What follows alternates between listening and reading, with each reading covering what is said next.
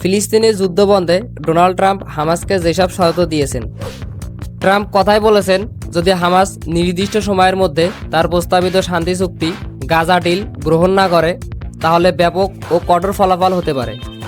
তিনি একটি নির্ধারিত সময় দিয়েছেন, অর্থাৎ নির্দিষ্ট সময়ের মধ্যে চুক্তি না মানলে কড়া ব্যবস্থা নেবেন। ট্রাম্প সামাজিক যোগাযোগ মাধ্যমে বলেছেন, হামাস যদি বন্দি রাখে বা চুক্তি না মানে তাহলে not a single Hamas member will be safe, এমন ধরনের কড়া ভাষা বলেছেন। ট্রাম্প বারবার বলেছেন, বন্দীদের মুক্তি না হলে দমনমূলক পদক্ষেপের হুমকি।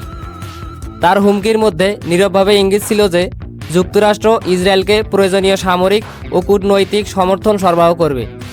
ট্রাম্পের ভাষা বেশ কড়া ও উস্কানিমূলক।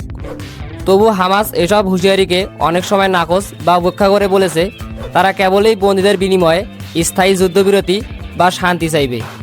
ভিডিওটি ভালো লাগলে সাবস্ক্রাইব করে পাশে থাকুন।